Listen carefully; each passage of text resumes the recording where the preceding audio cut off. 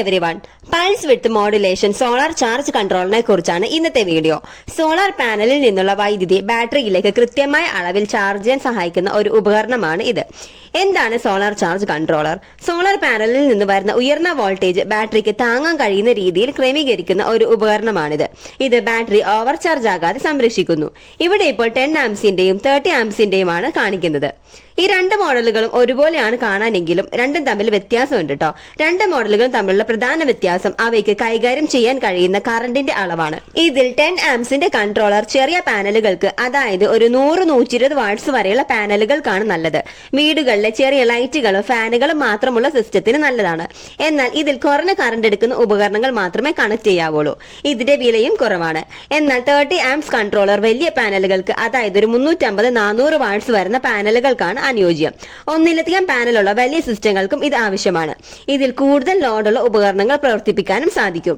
ഇതിന് 10 ആംസിന്റെ മോഡലിനേക്കാൾ വില അല്പം കൂടുതലുമായിരിക്കും. ഇതിൽ കണക്ഷൻസ് കൊടുക്കേണ്ടത് ഇവിടെയാണ്. ബാറ്ററിയും സോളാർ പാനലും ലോഡും ഇതിൽ കണക്ട് ചെയ്യാം. കൂടാതെ ഇതിൽ USB ഓപ്ഷൻ കൂടി വരുന്നുണ്ട്. ഇതുവഴി മൊബൈൽ ഫോണുകളും മറ്റു ചെറിയ ഉപകരണങ്ങളും നേരിട്ട് ചാർജ് ചെയ്യാൻ സാധിക്കും.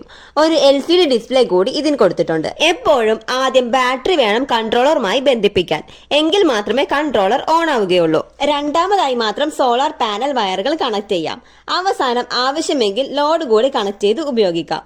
ഇതിലെ സെറ്റിംഗ്സ് മാറ്റാനായി 3 ബട്ടണുകളാണ് നൽകിയിട്ടുള്ളത്: മെനു, പ്ലസ് ആൻഡ് മൈനസ്. ഓരോ തവണ മെനു ബട്ടൺ അമർത്തുമ്പോഴും വോൾട്ടേജ് നിലകൾ കാണാൻ പറ്റും. ഏതെങ്കിലും സെറ്റിംഗ്സ് മാറ്റണമെങ്കിൽ ആ പേജിൽ വന്ന ശേഷം മെനു ബട്ടൺ 5 സെക്കൻഡ് നേരത്തേക്ക് അമർത്തി പിടിച്ചാൽ മതി. അക്കങ്ങൾ മിന്നുമ്പോൾ പ്ലസ് അല്ലെങ്കിൽ മൈനസ് ബട്ടൺ ഉപയോഗിച്ച് വോൾട്ടേജ് കൂട്ടുകയോ കുറയ്ക്കുകയോ ചെയ്യാം. വീണ്ടും മെനു അമർത്തി പിടിച്ചാൽ അത് സേവ് ആവുകയും ചെയ്യും. പിന്നെ ഇതിൽ കുറച്ച് ഫീച്ചറുകൾ കൂടി വരുന്നുണ്ട്. MCU കൺട്രോൾ വഴി ഇതിനുള്ളിലെ മൈക്രോ കൺട്രോളർ ചാർജിങ് കൃത്യമായി നിയന്ത്രിക്കാൻ സാധിക്കും. ഇതിൽ ബിൽഡ് ഇൻ ടൈമർ കൂടി ഉണ്ട്. അതുപോലെ ഷോർട്ട് സർക്യൂട്ട്, ഓവർലോഡ് എന്നിവയിൽ നിന്നും ബാറ്ററിക്ക് സംരക്ഷണവും നൽകുന്നു. ഇതിൽ 10 ആംസിന്റെ കൺട്രോളർ ചെറിയ സോളാർ സെറ്റപ്പുകൾക്ക് വേണ്ടിയാണെന്ന് ഞാൻ പറഞ്ഞിരുന്നല്ലോ. ഇതിൽ 9 വാട്ട്സിന്റെയോ 12 വാട്ട്സിന്റെയോ 3 തൊട്ട് 5 LED ബൾബുകൾ ഘടിപ്പിക്കാം. അതുപോലെ ഒരു ചെറിയ ഫാനും കൊടുക്കാം. USB വഴി മൊബൈൽ ഫോൺ ചാർജ് ചെയ്യാനും സാധിക്കും. കൂടാതെ ചെറിയ സെക്യൂരിറ്റി ക്യാമറകളും നൽകാം. ശ്രദ്ധിക്കേണ്ട കാര്യം, ഇൻവെർട്ടർ വഴി മിക്സി, അയൺ ബോക്സ് തുടങ്ങിയ വലിയ ഉപകരണങ്ങൾ പ്രവർത്തിപ്പിക്കാനായിട്ട് ഇത് അനുയോജ്യമല്ല. ഇനി 30 ആംസിന്റെ കൺട്രോളറിൽ വീട്ടിലെ എല്ലാ LED ബൾബുകളും 10 തൊട്ട് 15 എണ്ണം വരെ നൽകാം. അതുപോലെ 2 അല്ലെങ്കിൽ 3 DC ഫാനുകളും നൽകാം. ചെറിയ സൈസ് DCയിൽ പ്രവർത്തിക്കുന്ന LED TVയും കൊടുക്കാം. കൂടുതൽ ഫോണുകൾ ഒരേ സമയം ചാർജ് ചെയ്യാനും സാധിക്കും. അതുപോലെ വൈഫൈ റൂട്ടറുകൾ, ലാപ്ടോപ്പ് എന്നിവ കണക്ട് ചെയ്യാം. വലിയ ഉപകരണങ്ങൾ നേരിട്ട് കണക്ട് ചെയ്യാൻ പാടില്ല. ഫ്രിഡ്ജ്, മോട്ടോർ തുടങ്ങിയ വലിയ ഉപകരണങ്ങൾ പ്രവർത്തിപ്പിക്കാൻ ഇൻവെർട്ടർ ഉപയോഗിക്കണം. കൺട്രോളറിന്റെ ലോഡ് പോർട്ടിൽ ബൾബിന്റെ ചിഹ്നം ഉള്ളതുകൊണ്ട് ഇതിൽ DC ലൈറ്റുകളും ഫാനുകളും മാത്രമേ നൽകാവൂ.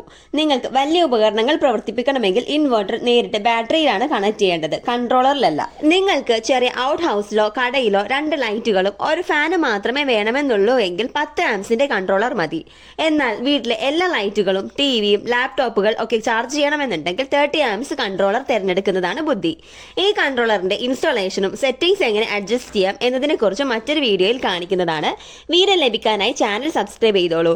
ഈ വീഡിയോ നിങ്ങൾക്ക് യൂസ്ഫുൾ ആണെന്ന് വിചാരിക്കുന്നു. ഇഷ്ടമായെങ്കിൽ ലൈക്ക് ചെയ്യുക. സബ്സ്ക്രൈബ് ചെയ്ത് ബെൽ ബട്ടൺ കൂടി എനേബിൾ ചെയ്യാൻ മറക്കരുത്. അടുത്ത വീഡിയോയിൽ കാണാം. താങ്ക്